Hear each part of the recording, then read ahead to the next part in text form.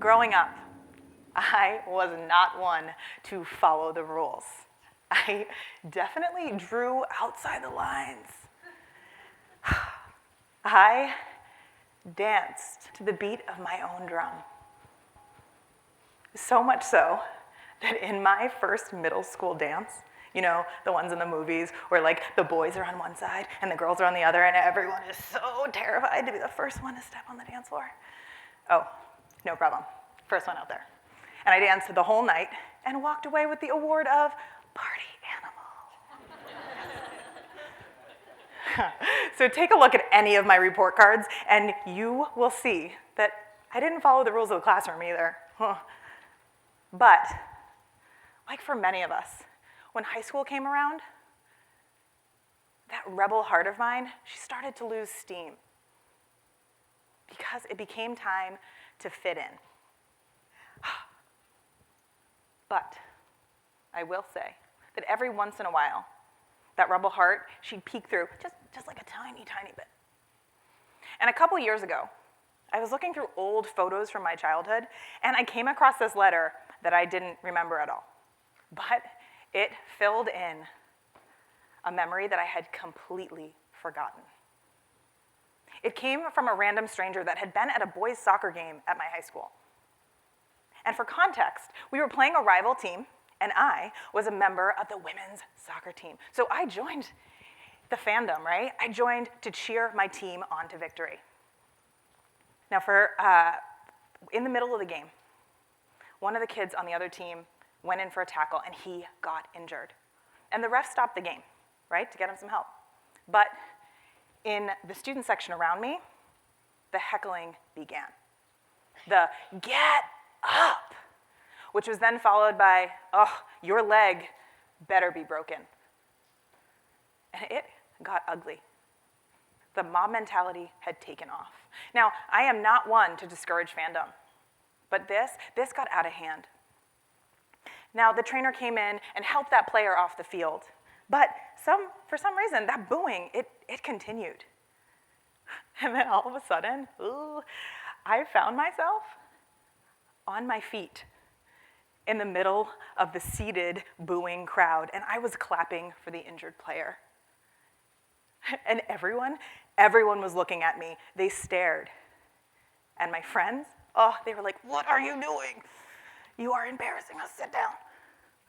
But apparently, my rebel heart, she didn't care.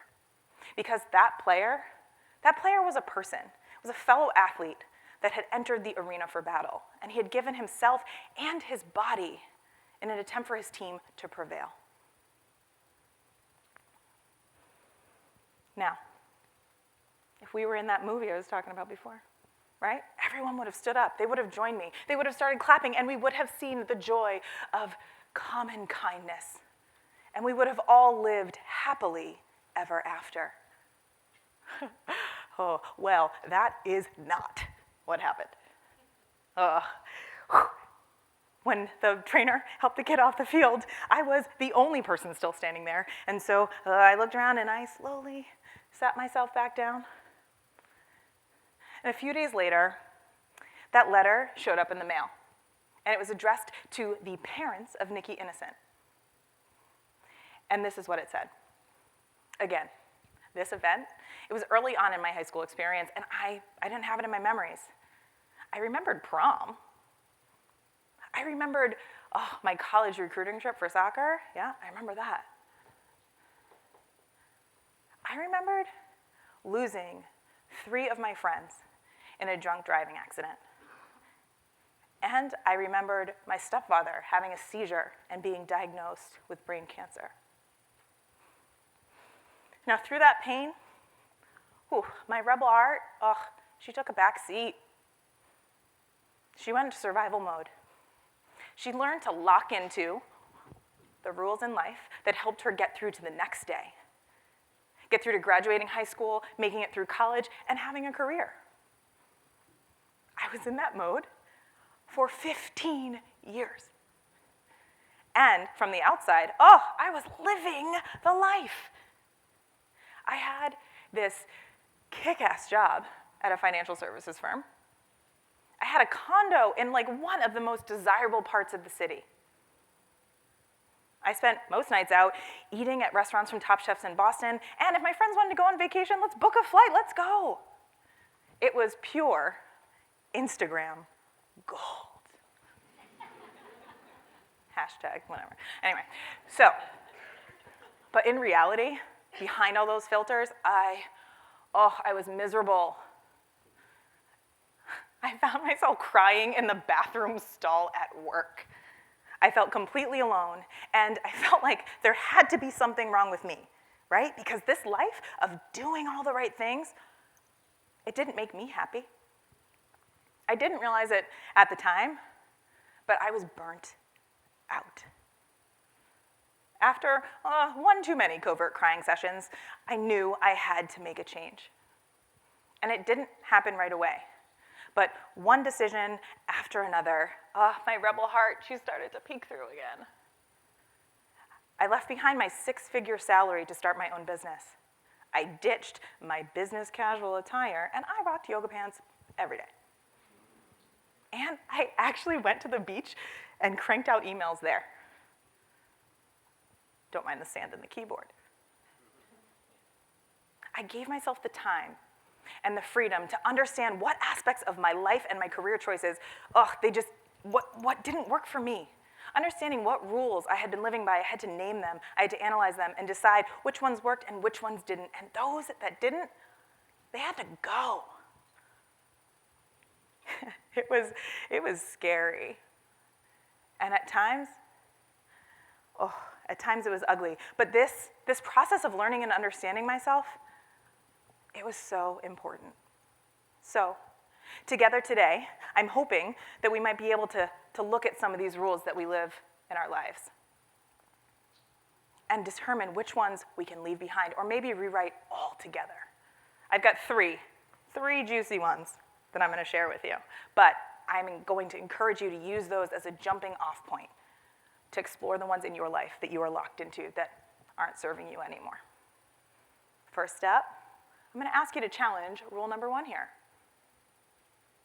To speak from the approved script in life. And when I say script, I mean those social messages, the things that we're just conditioned to be like, yeah, got it. Like for women, right? Women, they're just meant to be seen and not heard. And it would be really, really great if you could just sit over there, sit still, look pretty. Or for guys, in order to be a man, you've got to be tough. You've got to be aggressive. You've got to man up no matter what comes your way, and you better push through. But what I've found in abandoning these scripts of our social construct is that you actually have the ability to speak your own truth.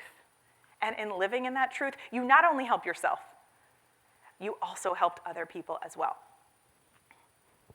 So I'm going to bring back those report cards for a hot second. And what you can see here is there's a bit of a common theme. I'm pretty much hearing, right? Like, I need to tone it down. But the funny part is, about midway through 5th grade, my teacher had me switch seats, so I sat next to a fellow classmate that barely spoke. This was actually a last-ditch effort before bringing her to see a speech pathologist. Within what felt like moments, we were chatting away. And I mean nonstop. I'm sure she had some of that in her report card the next time. It had saved her and her parents trips to the doctor, and it gave both of us one of the dearest friendships in our lives. And if you fast forward to today, she is one of my closest friends. And, crazy enough, she's actually now a speech pathologist. Pretty cool, right? Okay, so rule number 2. You're told to give your all in everything that you do. To be on 24/7. Give 110% at all times. To give more than you take. But in something like an airplane emergency, aren't we told to put our oxygen masks on before helping others? Why don't we do that in our everyday lives? Now, a year ago, this week, this was me. Yeah, cute. I know. Nice little rash on the throat. Cool, great. I had overextended myself by saying yes to everything that was asked of me. And of course, I gave 110% to each and every one of those things. My body, oh, it had other ideas. The stress had caused a severe allergic reaction to the point where my throat closed up. Can't see that here, but behind all those spots, throat's closed. And what did I do? Well, obviously, I gave 110% to mentally willing my closing throat open. I actually was sitting in front of a mirror with my mouth open and my mind going, stay open, stay open, stay open, stay open, stay open. No joke. I did it just so I could conveniently fit a trip to urgent care into everyone else's calendar. Ugh. I needed my oxygen mask, big time. The doctor put me on steroids, and I put myself on a sabbatical. I made myself unavailable to everyone around me in order to understand what in my life I needed, and to get a sense of what boundaries I needed to put in place to have a sustainable life. And now, this last rule, it is my favorite one to break. To fall in line with the human efficiency machine. Now, what the heck do I mean by that? Well, if I were to come up to any of you and ask you, hey, how are you doing? What would you say? Yeah, exactly. You'd say good or fine, right? It's something that we learn. It's something that we are told to do. It's pretty much a reflex at this point. I mean, you all just nailed that, by the way. It's like you were in my script. Or, what about like a toll booth? I know toll booths are like nowhere to be found anymore because like EasyBus has taken over the world, but bear with me for a minute, right? So you're in the car. I'm not gonna sit down, but you get it. You're pulling up to the toll booth. What do? You're probably one of two people. You're either somebody that's got their arm out the window with the exact change ready to go, or you're in the car feverishly scrambling to count your change. Well, nope, that is not how I roll. Driver Nikki, ooh, she's so excited about this right now. She pulls up with a big smile and a huge, hey, how are you? To the toll operator, who then meets her in return with this look of complete and utter confusion, like, what are you doing? That toll operator is used to the hand out the window, no eye contact, and at most, maybe they get a grunt of thank you. And then, oh, let's not forget the passenger in the car with me, right? That person sitting there and feeling like, oh, that itch, that urgency of all the cars lined up behind us. Like, let go. But in truth, in reality here, that hello, that eye contact, it takes no extra time because my money's ready. But that process of seeing another person, it's not part of the human efficiency machine that we are conditioned to live within. It's that machine that makes us feel that pull to join in with the crowd at the soccer game, to start booing, or to do nothing at all, to just go along to get along. But what if? What if we took a chance and we stepped out of line? What if we forged our own path and wrote our own rules? What if we believed that we could be completely ourselves and the world would still keep turning? Oh my God. Now, I encourage each of you to ask yourselves, what rules are you living by right now that no longer serve you? And think, the more we give ourselves permission to live by our own rules, the more likely that it will be that we can all live happily ever after. Thank you.